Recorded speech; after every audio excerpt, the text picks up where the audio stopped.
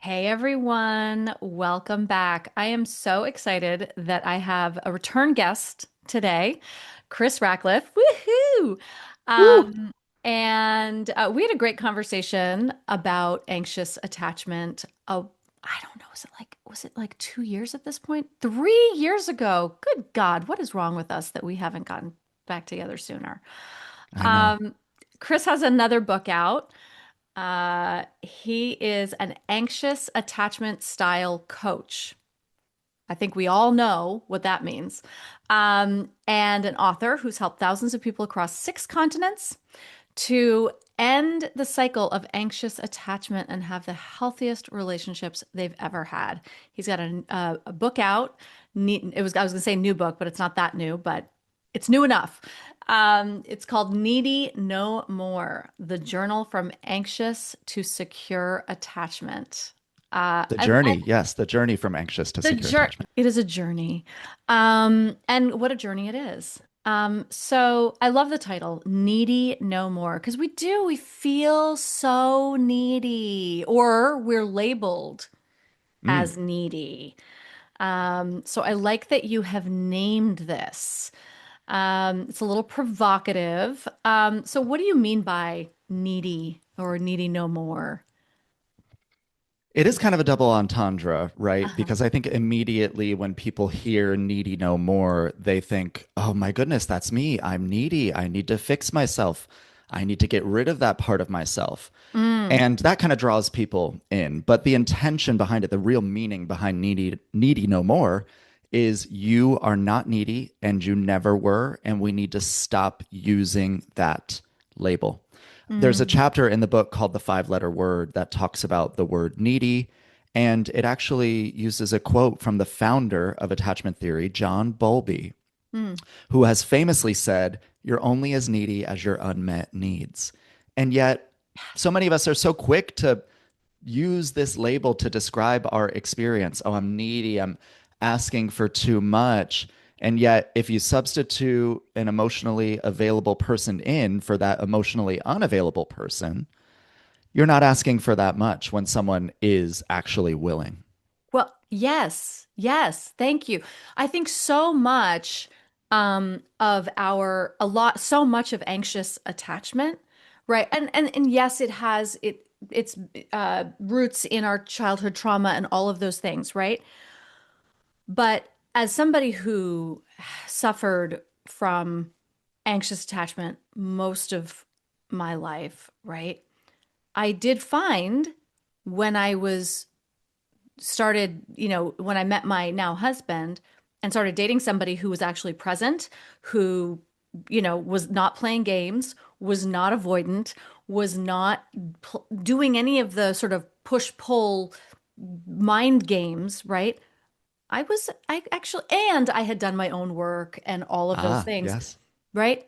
I was actually pretty secure, actually pretty fucking securely attached to somebody who didn't make me feel crazy and Yeah, needy. 100%. It's a dynamic. We're always responding to somebody else's energy, they're responding to ours.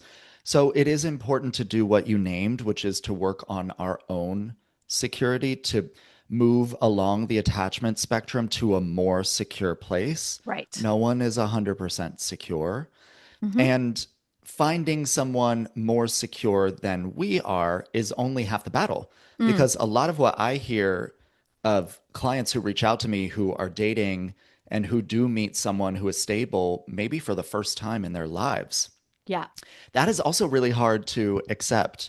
The nervous system doesn't know what to do with the predictability. There's not this cortisol spike, the adrenaline, there's not this confusion, Yeah. the desire that triggers something in us to prove that we are worth the other person's attention or That's that we right. have to work for them to choose us. It, And that feels really weird too. it totally does. It feels it can feel boring, right? Hmm. It can actually feel boring. Like, oh, it's healthy, but like, I don't know. Like, I'm not getting Where's the the adrenaline excitement? rush. Where's the excitement? Where's the all of the things, right? Exactly. And that can The be really butterflies. yes, the butterflies. Let's talk about the butterflies. What are the butterflies? What do you think the butterflies are? I think the butterflies are your nervous system recognizing the familiarity of this person and on some level releasing that kind of fluttering, that kind of response in your body because it's saying this person might not be safe for us. That's It right. doesn't mean that every time, but Right. a lot of times it does. It is the Yeah. recognition from the nervous system that this person isn't fully available to us. It's sort of it's danger, danger, danger, right? It's Ah, our yeah, yeah, yeah. yeah. It's anxiety. I mean, I think it's anxiety, right? If I think about the butterflies, now listen, I also had butterflies when I met my husband, right? I was like totally like, oh my God. It was mostly like, oh fuck, my whole life is about to change. Oh fuck, Mm. am I ready for this? And I was, right? And I had to sort of my old coach used to call it like getting current with myself, right? Where I Mm. would I u- I have would have reactions that were historical, and then I'd be like, "Oh, it's actually not who I am anymore." Right? So it's like you got to like your nervous system also sometimes has to catch up to the Yes, yeah. response, right? Where I was like, I don't know if I'm ready for this. I don't know if I'm ready for this. Oh my God, everything's going to change right now. I just knew it. I knew it. I knew my whole life was about to change as soon as I met Hmm. him. Which is And then scary. which was terrifying on the one hand and also like and I had to work myself through it and be like yeah, and also you have been preparing for over a decade for this. Yes, exactly. The work that you did on yourself allowed you to take the data from your nervous system and run that through your higher self. The body and the mind in sync can make really powerful choices. When Mm, they're out of sync, we tend to make choices that are misaligned with our true nature and what it is that we truly desire. I love that. I love that. Say that again. The body and the mind when they are in sync. In sync, you can Hmm. make really powerful aligned choices for yourself Mm, because there's a feedback loop, a biofeedback loop. okay. And if you learn to listen to what your body is telling you without spiraling and to really hear and hold yourself, this is what this means when people say that you hold space for yourself. Yeah. You're feeling into the body, you're listening to the sensations, and then you're using your higher self, not from a space of activation or nervous system dysregulation, but you're using your skills of discernment to be Hmm. able to decipher what is this reaction actually telling me? Mm. Where is this coming from? Is this the past coming into the present moment? And a lot of times it is. Or am I simply responding to what's in front of me? Now, it can be a mix of both, which can be confusing. And that's why slowing down and really listening to what your body might be trying to tell you, and then giving yourself the opportunity to gather the data that you need through experiencing more maybe connection with this person or going on more dates with them, Mm. then you can confirm if your gut is right. And this is why it's so important to take space between these interactions, right? Because you're having this emotional thing, right?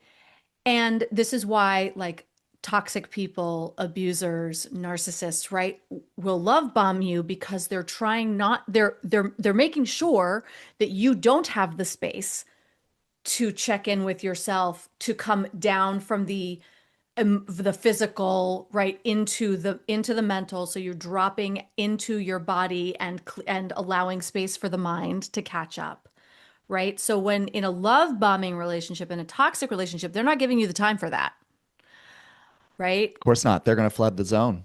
Right. And so it's that time and space to get your brain back on line, right? To For say, okay, sure. what's actually happening here? Right. And for me, like with Ethan, it was like, okay, give me the time to get my brain back online so that I can calm myself down and be like, no, no, this is good. We're good here. Right? Like Hmm. this is really Yeah. good. Because I had a man who was like, hey, like I'm really intentional. I really like you. Here's what I want.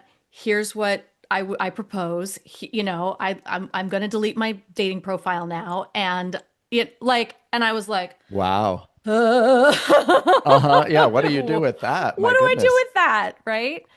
Hmm. Um, and I also, so it's like, I think it's two things, right? It's like getting your brain back online to like be discerning, to make decisions, to actually understand how you are feeling. Um, so it's the inner focus on me and also on the other person, like be more discerning. Like, were there red flags, right? Like, once the butterflies have calmed down, what's actually happening? I love the way you just described that.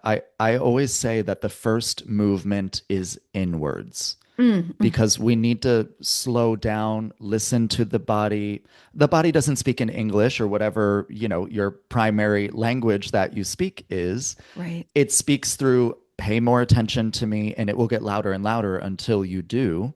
Yep. So listening first and foremost helps to create a new feedback loop of self-trust, of self esteem, self confidence, self worth, Mm, all of the self things, because you are the captain of your ship. Your yeah. brain Right. is the crown jewel of the nervous system. And if you don't use the brain to engage with the body, it creates dissonance and a lot of discomfort.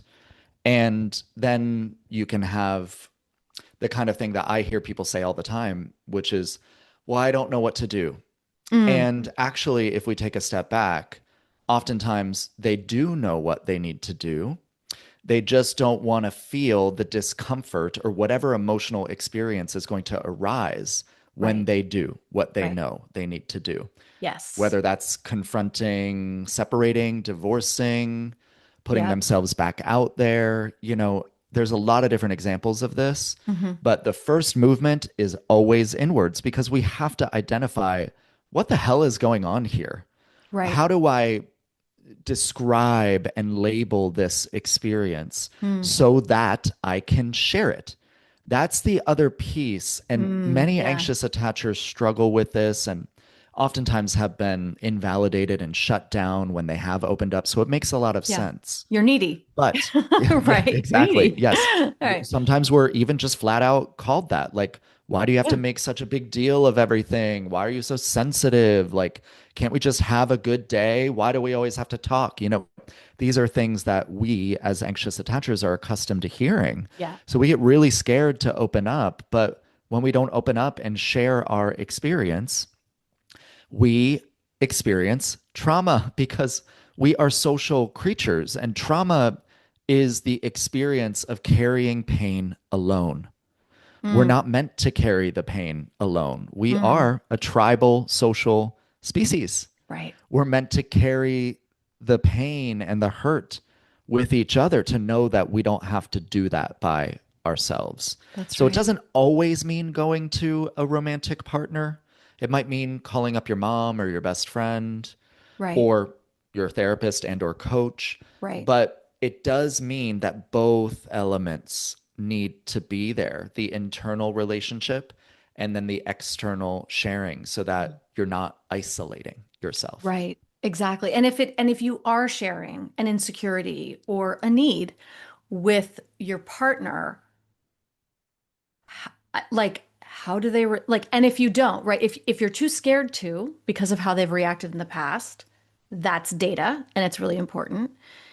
If you do share it and and they react in a way that is insensitive or unkind or uncaring, that's data, and you actually need that data, right? You do. And you Yeah, might rob yourself of getting that data if you don't speak up right. because you need to identify a pattern, and a pattern needs multiple data points in order to emerge. Yes, So, yes, essential. yes. Absolutely, absolutely. I want to talk a little bit about, the D word. The when you get divorced, I think that people who are going through divorce, right? Like, I think there's a way in which we have come back to ourselves, right? That is a part of this is that we have come back to ourselves and maybe, gathered a lot of data. and recognize that, like, oh, this is not it. This is not the thing. But at the same time, right, we are ripping ourselves wide open. Um, and it can be really anxiety producing in the Sure. process, right? Um, so why, like, what do you feel like is happening for someone who is going through or coming out of a divorce who might be an anxious attacher, right? And it's like triggering a lot of shit. And it's not just maybe what's happening here, and maybe it's everything that they've ever experienced in their whole lives, or, and they don't know, like, okay, how do I become someone else through this? Oh Or, my goodness. right? I mean, it's There's such a huge thing. there is a level of grief that comes with divorce that unless you have experienced it, I don't think you can truly relate to it. I've never been married, I've never been divorced, but I've been in the room with someone as they've been sharing either personally or professionally what the Hmm. experience is like. And it does feel like you are coming apart at the seams. Hmm. And For sure. I completely can relate to that in the loss of my mom and my dad and my Mm, sister and mm, all of mm. the different experiences that I've gone through where I've felt similarly. It's never quite the same, It's of course, sure, right. from one And experience to another, but you yeah. can empathize with it. Hmm. And to distill the experience of anxious attachment down to one sentence, it would be wanting to be chosen and feeling like you're always robbed of that experience, like you're never fully chosen. That's right. And what Can could trigger confirm. that more? Yeah, exactly. What could Right. trigger that more than a divorce? I mean, it triggers all kinds of feelings of failure, like you Hmm. didn't do enough, like you yourself weren't enough, so there's Hmm. guilt, there's shame, Yeah. and it's all wrapped up oftentimes in a cycle that has been on repeat for decades. I'm here to tell you, if you are watching and listening, you do not have to remain in that cycle. There is another way, Mm. and it is by recognizing that the pattern will continue to repeat because your nervous system is seeking out what is familiar. You are not doing this on purpose. It is Mm. not your fault. Mm. It is never too late to start again and to unlearn the pattern and learn a new pattern. It does not mean that it will be without discomfort because all growth is uncomfortable, but you can learn a new way.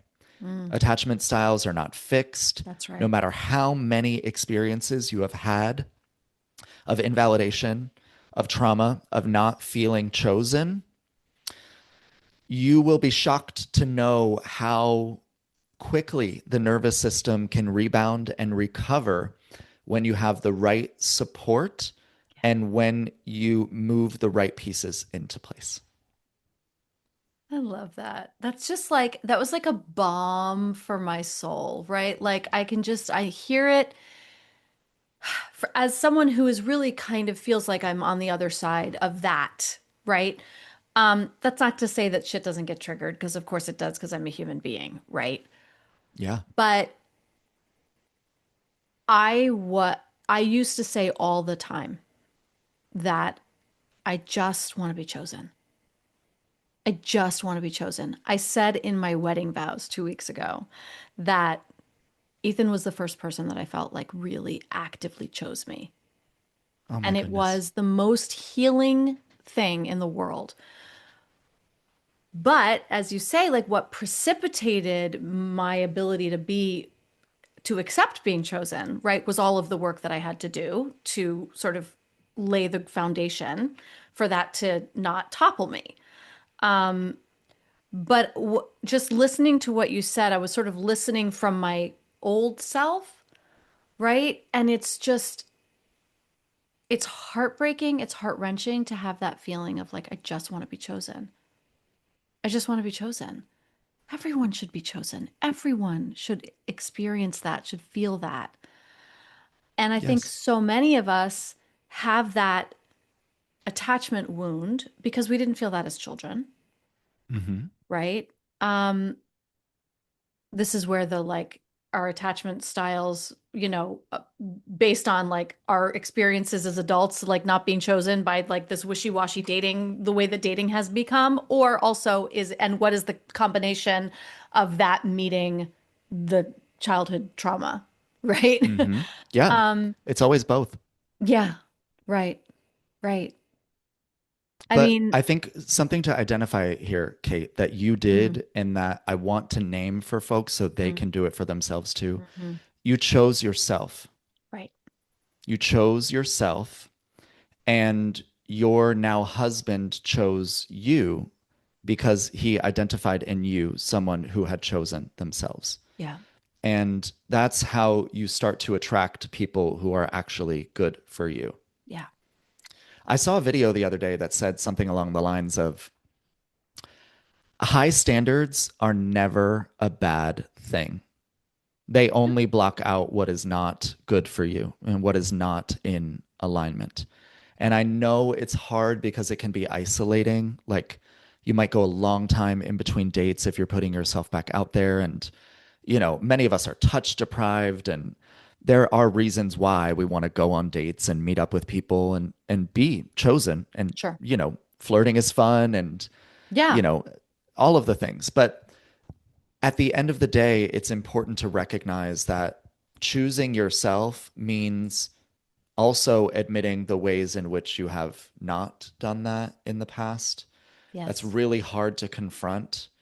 And it needs to be done from a space of self compassion Yeah. and self forgiveness Mm, because you did the best that you could with the tools and the knowledge that you had. And you yeah. still might have prioritized somebody else's needs or compromised so much that you lost yourself. You became codependent. And there's a lot of shame and guilt wrapped up in that. But love is never wasted. So please don't look back and think, well, I Mm, shouldn't have done that. I shouldn't have given. I mean, on yes. some level, there might be truth to that because you lost yourself. You were not choosing yourself. And that creates an imbalance that is hard to come back from. Yeah. Yeah. But you always have the opportunity to choose yourself now. That's right. That's And right. that's what a divorce can provide to you, the ability to choose yourself finally and Yes. to not wait on somebody else to do that first. That's right. That's First right. movement is inwards. Choose yourself. Right. Other people will follow your lead. Hey, quick interruption to bring you a special news bulletin. So, in case you're not on my email list, I just wanted to make sure that you have heard that the Unbreakable Retreat is officially open for registration. This will be my third time hosting this retreat, and I am so excited to bring it back once again to Sedona, Arizona, this September 10th through 13th. So, Unbreakable is my retreat for women navigating divorce, healing from painful or high conflict relationships, and wanting time away from the noise of divorce and all of the things to reconnect with themselves in a deeply supportive and intimate setting.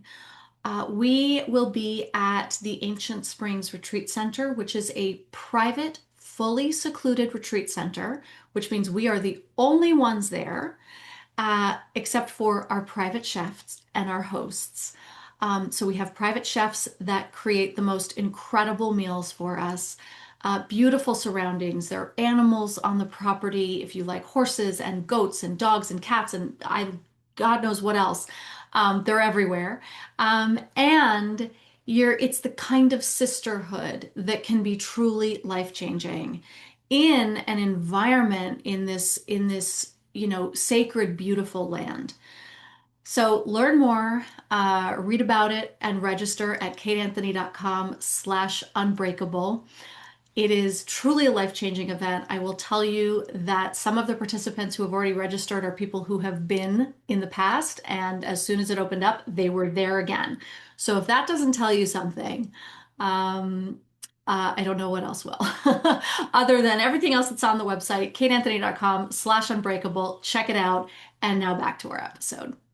Now, Chris, this is one of those things that like we say, right? And people listen and they're like, uh, okay, how? What does that Mhm. mean? Like, what does that actually mean? When we Well, say in early choose ourselves, dating, right? Yeah. it means not canceling plans or clearing your schedule to make yourself available for people. It Okay. means keeping your commitments to yourself. So if you love practicing yoga, you don't stop doing that when you meet someone. You keep doing it. It's okay if you are thinking about them. That Hmm. is natural. And it's okay to be excited And that's about fun and someone exciting, when you right? Hmm. connect. But that's one of the earliest signs that you're slipping into self abandonment and codependency, Great. that you are not choosing yourself. Okay. Keep your commitments to yourself. This is also one of the reasons why, on day one, when someone signs up to work with me as their coach, they get a 9 step daily nervous system regulation practice Mm. because it gets you in the habit of choosing you. And it Mm. feels so good to pour into yourself. This is not reinventing the wheel, Right. but it's creating structure, habits, and routines. So Mm. many people aim for the big breakthrough and they want to experience this big moment of realization. You know how you do it? By learning to pay attention to yourself, to your Yeah. body, by Right. cultivating self awareness, presence, slowing down, like we talked about. And so a lot of this does boil down to the mundane stuff, Mm. how you choose Yes. yourself in very small moments and small ways. And you Right. don't have to do this perfectly, by the way, You won't. but You you won't. won't. You You won't. won't. Right. Mm-hmm. But the more consistent you can be, the better off you will be because you're building a muscle. That's, And yeah. then when the time comes, when you do meet someone and you're excited about them, you're not going to immediately throw all of that away because you know where that leads. And because the structure, the framework, the foundation Yeah. is in place for you to build upon. I love that. I love that there's like a 9 step system, right? Like there, I think for me, I was sort of like thinking back of like, what were my things? I mean, one of them in choosing myself was actually for a while choosing not to date. I was like, Mm-hmm. this is not for me right now. Sure. This is a shit show that I don't really have the energy to like try to manage anymore. Like it was too much output that I just couldn't deal with. For 8 years, Mm-hmm. you Yeah.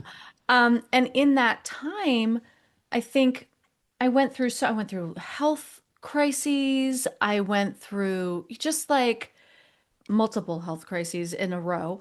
All sorts of stuff, right? And one of the things that I did that I now identify as choosing myself, which I hadn't, so thank you, was that I started being like more consistent with exercise. Just, I mean, getting up at 5:30 in the morning twice a week and going to a small group training facility and busting my ass with strength training. Like waking up at 5:30 in the morning to go work out is not easy, Yeah. right? I Yeah. mean, it sucked. And I did it twice a week at 6:30 and then once a week at on Saturday at a normal time. But right, I didn't want to get out of bed, but every day I did it, because it was a commitment that I made to myself. I was also paying a lot of money for it. I Mm-hmm. was Yeah. like, get your That ass out of helps. bed, Catherine. You had some Right? skin in the game. Yeah. Yes, I did. I had skin in the game and it did. I think exercise, especially strength training, especially for women, is an incredible confidence builder. It is, right? It is so good for us in so many ways. But when you start to know yourself as badass and strong and you're lifting heavy ass weights and you're doing shit that you're like, okay, my 20-year-old self didn't do shit like this. Like you feel something about yourself, right? And it does begin to manifest physically too. Oh, yeah. Obviously, it's important to do it because you want to do it. Right. but seeing the results externally helps as well. So if you're doing it to Yeah. lose weight or build muscle or both, like that's a really good example because you can see the fruits of your labor. Whereas Yes. something like a meditation practice, it can be challenging to see Yeah. until you're in the Yeah. moment of activation and you have a couple of seconds that because you have proactively been meditating and paying attention to what's going on in your body and what sensations mean and how to be with those experiences, Mm. you have bought yourself a couple of seconds of clarity. And that can Yes. be the difference between taking a complete left turn and into a space of disconnection and really tough conflict Mm-hmm. or not, and saying, you Right. know what? I'm a little activated. I need a break. Let's Yep. pause and return to this. But I do think the small commitments are so often overlooked. And there's something that I call the 1 degree method, Mm. which is an accumulation of small choices over time that add up to be greater than the sum of their parts. And Yes. this is kind of my coaching philosophy. And you felt this by getting up, motivating yourself, keeping the commitment to yourself, going to the gym. Then you start seeing the external results. You're establishing a feedback loop that we've Mm-hmm. been talking about. Mm-hmm. And then you start to see, oh, well, you know what? This feels good. I'm releasing endorphins.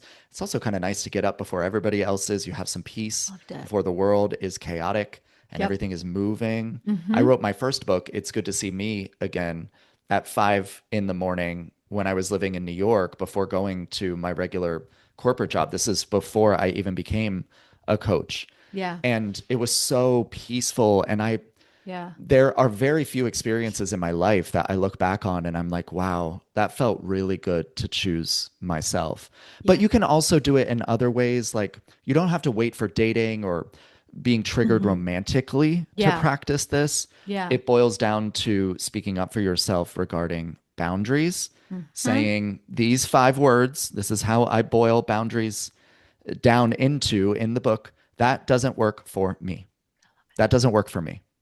Practice saying Period. that. I And that love is it. also you choosing yourself, even if it's just a work meeting and someone's trying to coordinate with you and they see that you're open. Your open availability does not mean that you have to commit every single second to somebody else just because that's when it works for them. Say Right. no. That doesn't work for That me. doesn't work for me. Yeah, Mm-hmm. I love that. I love that. Distilling boundaries down to 5 words. Boom. That doesn't work that for doesn't me. work for me. Yeah. Yes, And we don't have to explain it. And right, it just that doesn't work for me. What else you got? Yeah. well said. What are some other ways? I mean, I don't want you don't need to give away your 9 step process here, but what are some other things that you like believe in as like a practice to help really rewire this nervous system? A lot of it does get into biofeedback. I'm happy to give the full list if I Go can for it. remember all nine Sure, right things in away. one go. Yeah. But breath work is a big part of Uh-huh. it. Okay. There's something called the physiological sigh, which is a full inhale followed by a little bit of an extra reach for breath. So hold at the top, Yeah. sigh all of the air out of your body. I have my clients practice this 5 times a day. You Mm. can do this in the elevator on the way to a big meeting. You can Yeah. do it in the car. You can do it before walking into an interview. You can do it anytime, anywhere. It's free. I love it. It helps to And reset the nervous system. okay, great. That's great. Do that before That's walking one. into your attorney's office, before like, mediation. Right. You can do that all the way through mediation when you start getting activated, Yes, right? absolutely. Pay Mm-hmm. attention to the breath. It is Mm-hmm. one of the most important biofeedback signals. And I Mm-hmm. know it's Yep. cliche, breathe, breathe, breathe, but it's true. And Yeah. one of the things we don't even think about is our breath is one of the only things that is with us from the first moment until the final one that we Yeah. experience in Mm-hmm. life. It is the current of life. It is there with you. Befriend it and recognize that your body, when it is starting to activate, Mm. will automatically make your breathing more shallow. So even just elongating the breath and dropping it down into the belly, softening the belly, relaxing the jaw, unsticking your tongue from the roof of your mouth. These aren't a part of the practice, but they do help. They do They help. are a part of listening to your nervous system in your body Yep. and releasing the tension because so many of us Hmm. carry so much stress without Yes. letting it out. This Yep. also isn't a part of the daily practice, but shake, literally Uh-huh. release the tension from your body. People with Yes. restless Shake it off. leg syndrome, shake your legs. Right. Get out the energy. Going for a walk can do this, working out can do this. I ask my Hmm. clients to move their body for a minimum of 15 minutes a day. Mm. That's the bare minimum. You can Bare do more minimum. than that, of course. It can Hmm. be a walk, it doesn't have to be a run. I'm not, a fitness professional or anything Yeah. like that. Like, Right. but you need to move your body. Stress and trauma are stored in the body Hmm. deeply. So Yes. movement Yes. helps a lot. Breath helps a lot. Meditation or mindfulness, paying attention to the body's signals, cultivating a practice of doing that is Hmm. really powerful. Hmm. I also find that cold exposure is really one of the Mm. best ways to practice the body's stress response because you're immediately going to go into fight or flight. Hmm. You're Yeah. going to hyperventilate. Your breathing is going to get shallow. This is an opportunity for you to intentionally practice. You Mm. get control of this experience. You don't in the real world Right. when your boss hasn't responded to you in 3 days or you haven't heard from your best friend in 24 hours or your romantic partner is nowhere to be found or Yeah. is actively telling you that you're too sensitive or too much or too needy. Right. Cold exposure can help to do this in small doses. You don't need to take a fully cold shower or start cold plunging, but practice this in small doses for Hmm. yourself. Women in particular are very sensitive to cold exposure. They respond differently than men Mm. do. There are Hmm. physiological reasons for Yep. this, but Yep. you can still practice the stress response. It's uncomfortable for a reason. You're practicing being with the discomfort. Right. Those are some Right. examples. I love those. I love all of those things. And I like them being a practice that, like, because what, as you said, what we're trying to do is regulate your nervous system so that when you are confronted with something big, like a divorce, like going to court. I mean, I have my clients, when they go to court, if they have to go to court, bring an ice cold water bottle, Mm, bring something that's going to ground them in that meeting, in that hard, terrifying meeting. But the idea that you practice this ongoingly so that you're kind of primed for it and that you're taking back control over it, right? Like it's so that you're not completely hijacked in that moment. exactly. Yes. And this is a form of reparenting that you Mm. can do with yourself proactively. What we're trying to do is to retrain the nervous system for two things: presence Mm. and tolerance. So, Mm. building presence in the nervous system allows you to recognize what's happening. Mm. That's what we were talking about with slowing down, listening to the biofeedback, and identifying what the hell is even going on here. Why did that trigger me so Yes. much? Not that Right. you need a reason, but it does help with validating the experience. Mm-hmm. And then the second thing, tolerance. This isn't about learning to tolerate an endless amount of stress or mistreatment, but it No. is about No. not letting it hijack your day so that if something does trigger you and it used to just derail you for the entire day, maybe it does for an hour or maybe it does for 20 minutes, but you're able to bounce back more quickly. Your window of tolerance has expanded so Mm-hmm. that you're able to return to baseline, to Yes. clarity, and to the external movement that we talked about more quickly. So Yes. many anxious attachers beat themselves up. I just heard this from a client the other day. Why can't I talk about how I feel in the moment? And I always remind people Yeah. that's because you're not ready to. Right. You have to meet your body where it is. You cannot force clarity. You cannot force yourself out of the emotional experience before it has fully completed. And that requires presence and an expanded window of tolerance that is built proactively by some of these practices. So please don't beat yourself up if you take a little while to process.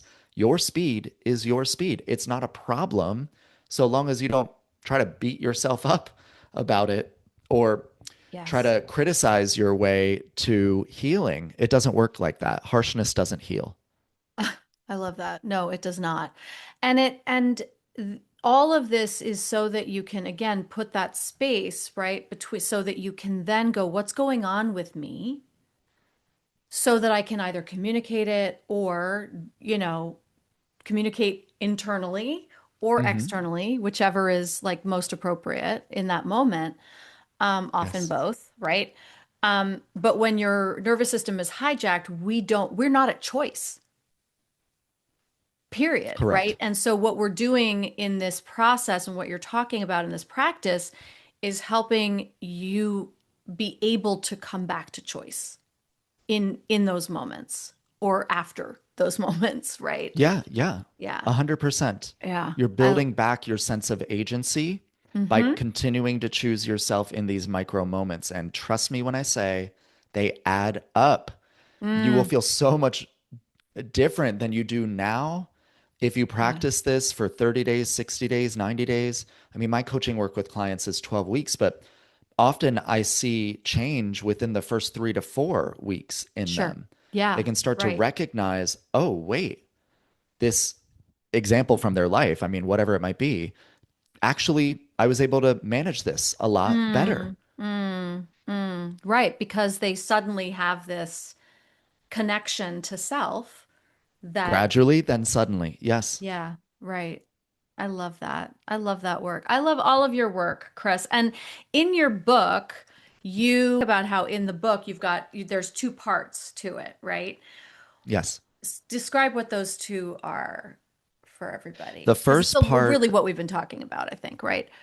yeah, absolutely. The Mm-hmm. first part of the book is the wounding, and that is all about what happened that got you to these responses Okay. in your nervous system and in your life. Mm-hmm. It helps to create clarity for an origin story, although you don't necessarily need that for healing, but many people desire it. So Mm-hmm. that's where we start. Getting Okay. clarity on why do I respond this way? Where does it come from? What are the series of events that led to these preferences, to these inclinations, to these automations, oftentimes in the nervous Mm, system? sure. And then the second part of the book is the work. So you have the wounding and then the work. So the first part of the book answers the question, why am I like this? And the second part of the book answers the question, what the hell do I do about it? What what do I do now? Yeah, I love it. I love it. Chris, where can everyone find you, your work, your book, all of the things? Needy No More, The Journey from Anxious to Secure Attachment is available on Amazon. So you can find it there. If you have Kindle Unlimited, you can download it right now and Oh, start great. reading immediately. So it's Wonderful. on Kindle Unlimited. You can also download the Kindle version or paperback version as well. In terms of socials, you can find me most active on Instagram and TikTok, where I have a community of over 152,000 folks now, which is wild. Would love for those Amazing. watching and listening to join. That's at Crack Life with two F's, CRACKLIFFE. And then my website is crackliffe.com. So if what I've shared today resonated with you and you want to start rewiring your nervous system and retraining your responses, then you can set up a free consultation with me at crackliff.com/coaching. Coaching. Amazing. Coaching. Amazing. Chris, I love talking to you. I love the work that you're Likewise. doing. I Thank feel like you. we could have these conversations for hours. Thank you so much for being here. Congratulations on the book. Um, and all of the things, all of the work. It's great. Thank you, Kate. I am sincerely grateful for our second convo and can't wait for more. We'll see. Yes, for sure. Absolutely. Keep it going. Thanks.